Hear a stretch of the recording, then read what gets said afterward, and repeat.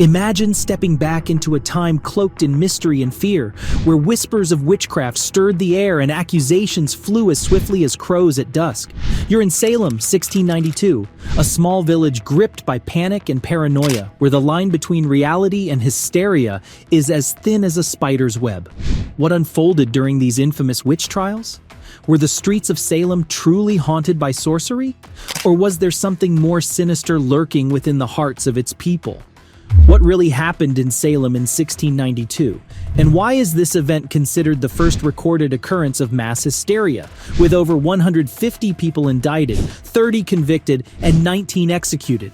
Today on Binge History, we unravel the layers of mystery and fear and discover the disturbing story of one of the most memorable events in colonial America that forever altered America's history in many ways. But before that, don't forget to like the video, subscribe to Binge History, and turn on notifications. For people in the 17th century, the supernatural world existed as real, tangible, and visible. Today, there is also superstition and belief in various nonsense, but doubt exists even in firm believers in the supernatural. For us, it is necessary to see a miracle to believe in something. For the people of that time, Satan was the real cause of illness, madness, bad luck, or natural disaster, and divine justice was really embodied in the hammer of the judge and the gallows of the executioner. Because of the strength of the belief that the supernatural is certain, many indulged in small rituals that protected the crops and helped in life. That additional reliance on a higher power was necessary for a man who lived in the New World, full of secrets, where hunger, death, and disease were common.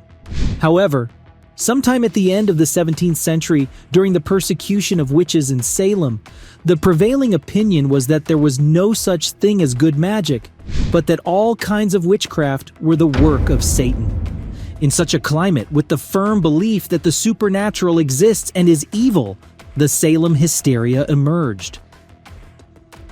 To understand the situation that preceded the Salem trials, we must mention the political, religious, and social circumstances that preceded the Salem incident.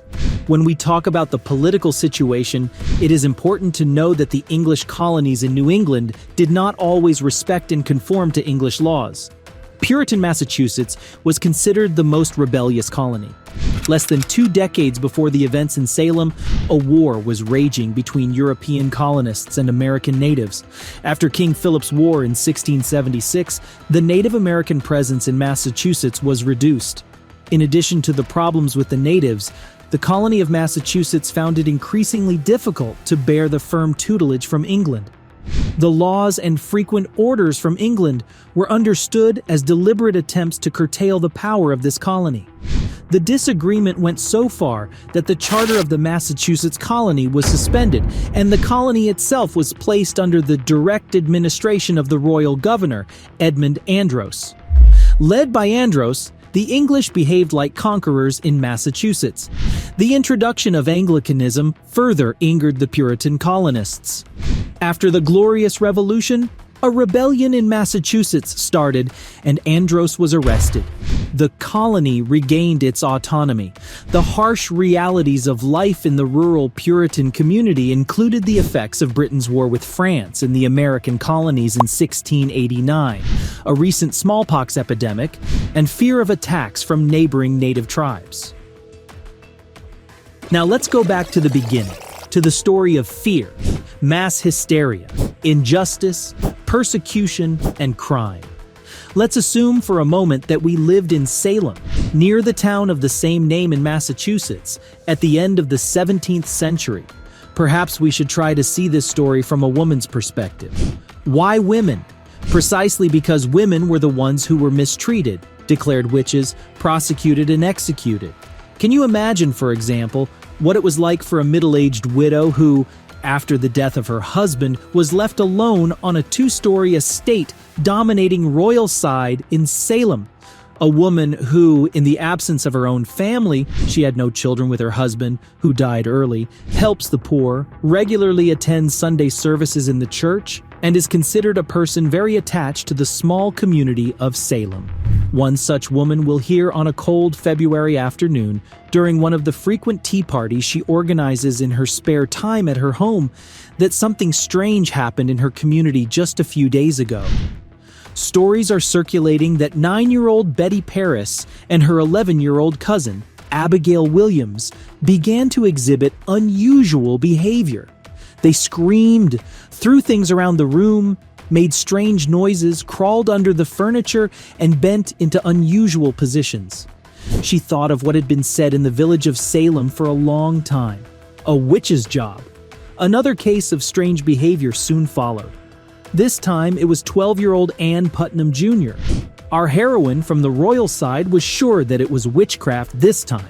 It didn't take long for word to spread around Salem and the surrounding area that there were witches attacking children. Fear gripped Salem.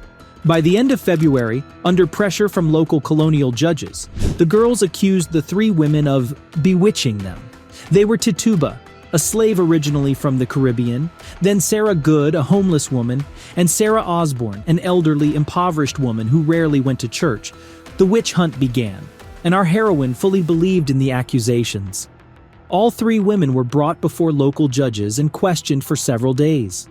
The slave Tituba admitted that she practiced witchcraft and entered into a pact with the devil. She also accused 9 other women of being witches. Mass hysteria ensued. Suspicions, arrests, interrogations, and harassment became a daily occurrence in Salem and its surroundings. At the end of May 1692, a special court was established under the patronage of Cotton Mather, who became the main witch hunter. The first accused witch brought before the special court was Bridget Bishop, an elderly woman known for her gossiping habits. When asked if she had committed witchcraft, the bishop replied that she was as innocent as an unborn child. Although there was no evidence, she was found guilty and hanged on Gallows Hill. 18 more people will be hanged at this place in the next year. Now imagine the following situation. The heroine of our story, a respected widow of the royal side who did not miss the trials and watched with contempt the unjustly accused women trying in every way to extricate themselves from the hopeless situation in which they found themselves without guilt. At the end of April 1693, she was arrested on charges of witchcraft after the testimony of the first neighbor, who wanted to take her property at any cost. Yes, there was that too, not just fictional witchcraft. Share your thoughts on this in the comment sections. The irony of the case is that the people who confessed to the pact with the devil were released after confirming the truth of the accusations. The prouder ones, who did not want to confess, were hanged. First, people who were not part of the community or were different from others were accused, but later personal accounts began to be settled in that way. One man refused to plead to the charge and was killed by having a heavy load placed over him and left to die. During the summer in Salem, it was only a matter of time before someone new would be arrested, and many people were waiting in the jails. The end of this terrible process, which was more reminiscent of a massacre, came after the last trial in May 1693. Many intellectuals protested against these trials, including Increase Mather, the dean of Harvard University and the father of the main witch hunter. His writing entitled Wonders of the Invisible World was one of the main reasons for the cessation of this hysteria. In the years following the trial and execution, many who were involved in the trials, such as Judge Samuel Sewell and prosecutor Ann Putnam, publicly admitted wrongdoing and guilt.